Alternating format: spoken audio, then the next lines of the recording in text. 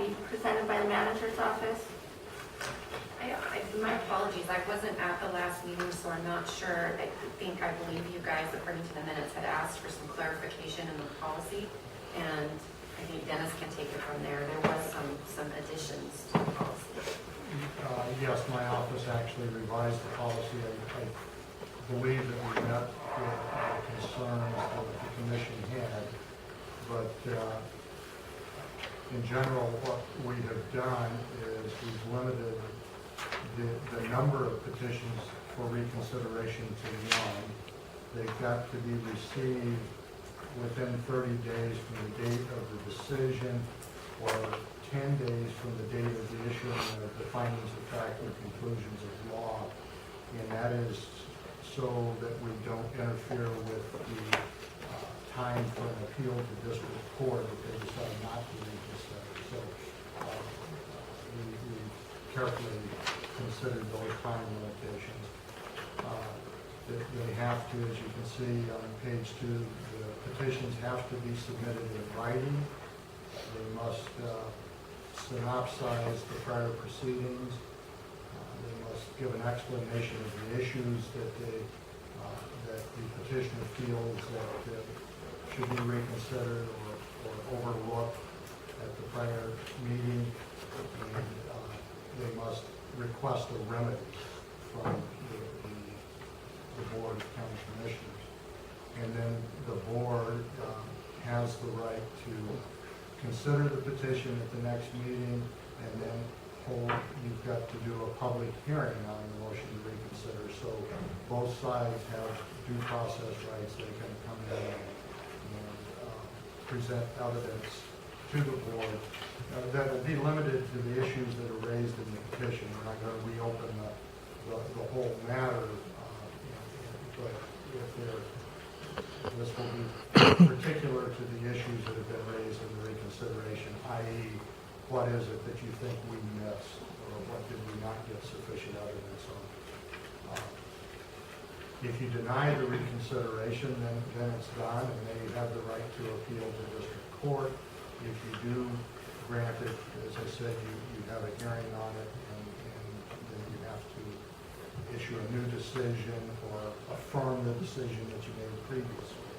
And then you would, if you affirm it, then once again they can move on to district court if they want to, if they're aggrieved by it, or they can accept the decision. If you all change, then we'll issue new findings of fact and conclusions of law, and that will start the time period for an appeal either side again. So I think the key elements are that there's an end to this. I think one of your concerns is that there be a finality of the decision.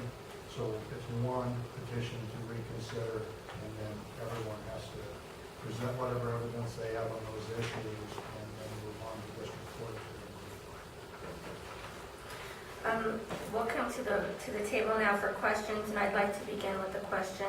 In regards to notification of both parties, I didn't see that covered here. Is that because that would be handled administratively, or? That would be handled administratively, and I think that's a good question. It's one that Randy and I actually discussed, and we feel that the office, the planning and zoning office, will need to notify people, and we will notify people once you announce your decision, that there is a process for reconsideration, but it's only open to new evidence. And then for any existing matters that may be pending, my recommendation is that the planning and zoning director get a hold of any parties that might be interested or have a pending matter. That's the way that would be moved. Are there any other further questions from the table? I don't have any except for a comment that reading through this, I think this methodology is what we wanted to do, and I think it was very well written. The real key, Mr. Commissioner, will be making sure that we limit evidence that we take. What we don't want to do is reopen the whole box of Pandora's. Rehash the same old thing. But that the evidence be limited to the issues raised and the motion for reconsideration.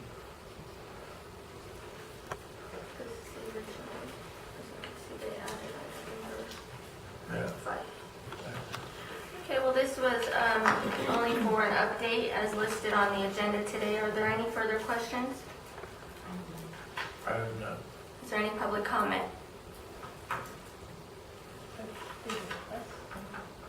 Go ahead, ma'am. You'll have to state your name for the record, please.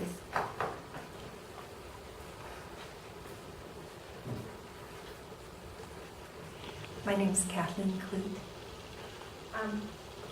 I understand that we're not discussing the gun club right now, but I also know, we all know, that this came up sort of because we had turned in a letter requesting that you reconsider. And at your meeting a month ago, you voted that you would reconsider. So I'm just curious as to whether this new procedure means you want a new letter, or whether we are being reconsidered. I just don't understand what the status is on the basis of this new procedure. I think, Ms. Fleet, that if you would address that to the planning and zoning director after the meeting, Okay.